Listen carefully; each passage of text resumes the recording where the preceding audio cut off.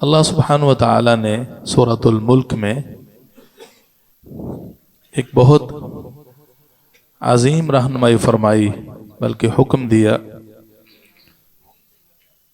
والذی جعل لکم الارض ذلولا فامشوا فی مناکبها وکلوا من رزقہ، وہی ذات ہے جس نے زمین کو تمہارے لیے مطیع کر دیا،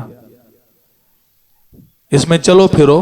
منکب کی جمع مناکب استعارتاً فرمایا گیا، اس کے کندھوں پہ جس طرح کہ ایک جانور انسان کا مطیع ہوتا ہے، انسان اس پہ بیٹھتا ہے، اسے کام لیتا ہے، تو اسی حوالے سے ایک بطور تمثیل زمین کو بھی وہی حیثیت دی۔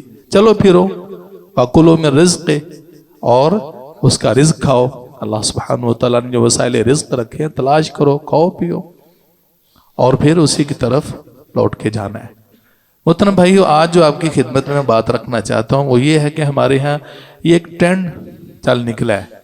وہ کیا ہے کہ بجائے محنت کے، ہنرمندی کے، کمانے کے اور اپنے آپ کو تھکانے کے، جو ایک وسائل رزق اللہ نے دنیا میں رکھے ہیں نا، بجائے اس کے کہ ہم بھاگ دوڑ کریں، محنت کریں، کوشش کریں، دماغ لڑائیں، فزیکلی طور پر ایکٹیو ہوں، تو ایک طبقے نے تو وہ بھکاری بن گئے۔ وہ اپنا پیشہ صرف مانگنے کا ہے۔ فائنینشلی طور پر ان میں بات بڑے مضبوط، لیکن بہرحال گناہ کبیرہ ہے یہ، بلا ضرورت مانگنا ایک حد تک، یعنی بلا ضرورت نہیں مانگ سکتے، لیکن ضرورت کے پیش نظر ایک حد تک، اور بڑی وعیدیں ہیں۔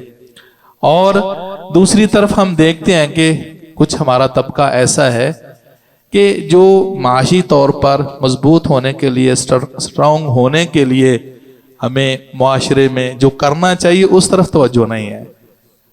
نبی مکرم صلی اللہ علیہ وسلم کی ذات بابرکات کو ملاحظہ فرمائے کہ آپ علیہ الصلوۃ والسلام کو قبل از نبوت صادق و امین کے لقب سے یاد کیا جاتا تھا، مذہبی بنیاد پہ نہیں۔ یعنی اس وقت نبوت بھی نازل نہیں ہوئی۔ وہ وجہ کیا تھی کہ بزنس، کاروبار اور معاملات میں آپ بالکل صاف ستھرے تھے۔ اپنا جو عملی زندگی تھی، اپنے معاملات لوگوں کو پیش کیے، اپنی سچائی لوگوں کے سامنے پیش کی، اپنی معاملات میں امانت و دیانت دکھائی۔ اب اس کے برعکس ہوتا کہ ہم یہ کام تو نہیں کرتے اپنے معاملات بزنس میں، پھر خسارے بھی ہوتے ہیں، گھاٹے بھی ہوتے ہیں۔ یہ جو قابل اصلاح چیزیں ان پہ توجہ نہیں جاتی، بلکہ کیا ہے پھر وظائف پہ لگتے ہیں۔ اور یہ بہت ٹرینڈ نکل چکا ہے۔ کیا ہے جی؟ کچھ تو باقاعدہ طور پر اب وظائف بتاتے ہیں۔ یقیناً رسول اللہ صلی اللہ علیہ وسلم کی جو اپنی ذاتی زندگی تھی، محنت کوشش کے بعد پھر اپنے تحفظ، اپنے آپ کو سکیور رکھنے کے لیے، اور جو مختلف متعدد آفات ہیں، اللہ سے ایک دعا کے طور پر یہ چیزیں کی جانی چاہیے۔ لیکن معاش میں، تجارت میں، بزنس میں اکتفا صرف وظیفے اور دعا پر، اس کی کوئی اگزامپل نہیں ہے۔ یہ کریں تو اتنی دفعہ معوذتین پڑھیں، اخلاص پڑھیں تو رزق بھاگ کے گھر میں آ جائے گا۔ بات تو ویسے ہی بے بنیاد روایات ہے نا۔ پیارے پیغمبر صلی اللہ علیہ وسلم کی سیرت طیبہ اور اس موضوع سے متعلقہ کچھ تو اذکار ہیں، کچھ کا تعلق انسان کی پریشانی سے ہے، قرض سے ہے، اللہ حاصل قیاس۔ ایک تو ہمارا باقاعدہ معمول ہے صبح و شام کے اذکار، اس میں عافیت، تندرستی، رزق کی فراوانی، برکت، سب کچھ ہے۔ لیکن کیا ایک سب مقصد یہ ہے کہ انسان ہاتھ پہ ہاتھ رکھ کے بیٹھ جائے اور کچھ کرے بھی نا؟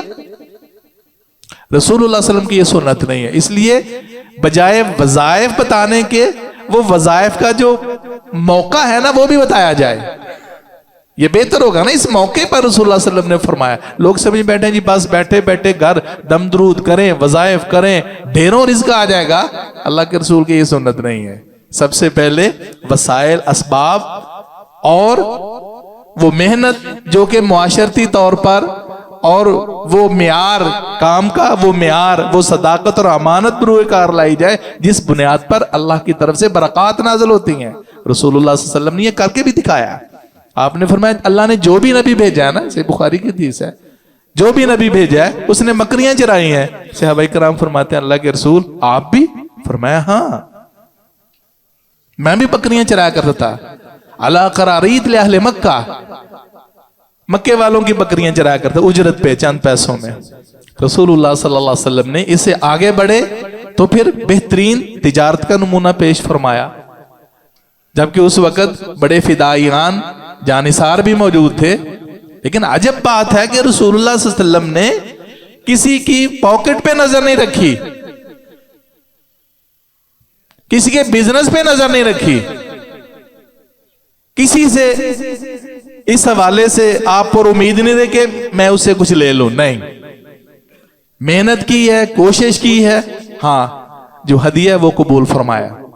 تو آپ نے تجارت، سیدہ خدیجہ رضی اللہ تعالیٰ عنہ کا مال تھا، محنت کی ہے، اور میں سمجھ تو اس سے یہ جو سنت ہے مال ایکسپورٹ کرنے کی اسی دی سے ملتی ہے، مکہ سے شام، بہترین یہ تجارت ہے۔ ایک تو ہے نا انسان اپنے ملک میں کرے، اپنے علاقے میں کرے، تو رسول اللہ صلی اللہ علیہ وسلم نے جب یہ تجارت شروع کی تو انٹرنیشنل لیول کی ایکسپورٹ مال کی ہے، خود گئے ہیں، تعارف کروایا اپنا، اللہ نے بہت برکت دی ہے۔ اور اسی طرح آپ نے شراکت بھی کی ہے، اپنا جو پارٹنر تھا مشرک تھا۔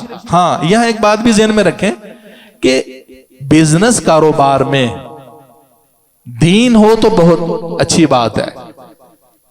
ہمارے پاس بھائی یہ دیکھتے ہیں جی نمازی ہے کیسا ہے، بھئی یہ اضافی چیز ہے۔ دین بزنس اور کاروبار شراکت داری میں، پارٹنرشپ میں کیا ہے؟ امانت، دیانت، خیر خواہی اور بھلائی، امانت اور دیانت اور صداقت۔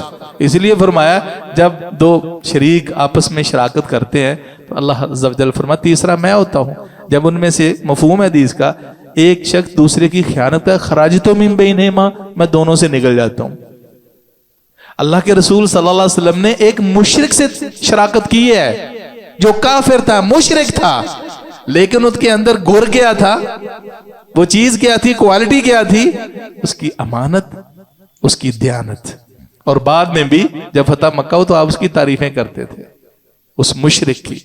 تو نماز، تقوی، حقیقت تقوی تو دعوت اس کی دیتا ہے، لیکن اب بہت کچھ دکھ کی بات ہے، میں آپ کو کیا کہوں کہ لوگ دینداروں کے روم میں، بلکہ جو نمازیں بہت کچھ کرنے والے ہیں وہ فیل ہیں۔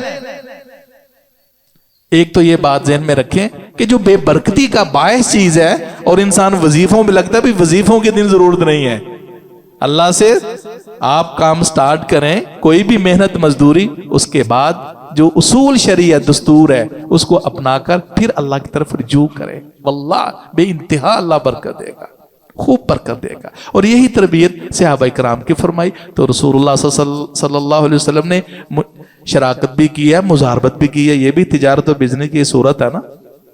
اہل خیبر کو جب زمین فتح کی تو نصف پروفٹ پہ ان کو رکھا تھا، ہماری زمین، تمہارا کام اور محنت کرو۔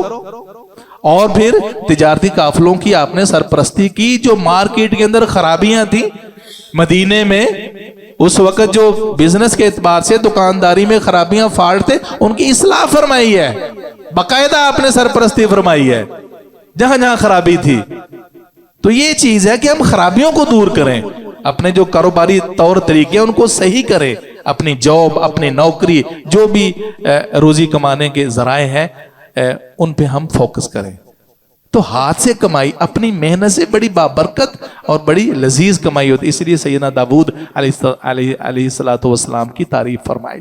میرے بھائیوں، صحابہ کرام کی اسی نہج پہ تربیت فرمائی۔ عبد الرحمن بن عوف رضی اللہ تعالیٰ عنہ کی معروف بات نہیں، حدیث نہیں ہے، مدینے میں گئے، کچھ بھی پلے نہیں ہے، مواخات کے معاملے میں بھائی نے دولت بھی پیش کی، یہاں تک کہ کہتے ایک بیوی کو طلاق دیتا ہوں، تم دونوں میں سے کسی ایک کو پسند کرو، جو تمہاری چاہت ہو میں اس کو طلاق دوں، نکاح کر لو۔ لیکن فرمایا دلونی علی سوق المدینہ، یہ اپنے پاؤں پہ کھڑا ہونا۔ میرے بھائی جزاک اللہ خیرن، مجھے مدینے کا بازار بتاؤ کس طرف ہے، تھوڑے سے پیسوں سے معمولی سے پنیر اور کچھ چیزیں لیں اور بزنس شروع کیا۔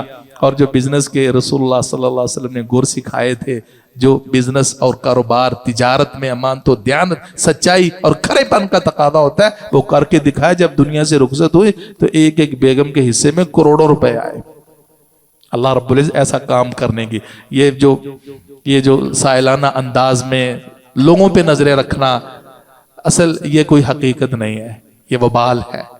اور صرف وظائف پہ ہاں اس طرح معیاری طور پر جب انسان کام کرتا ہے تو پھر اللہ سے دعائیں، مناجات، وظیفے بھی کریں جو سننے سے ثابت ہے۔ اللہ مجھے اور آپ کو سمجھنے کی اور عمل کرنے کی توفیق نصیب فرمائے۔ وما علی الا البلاغ۔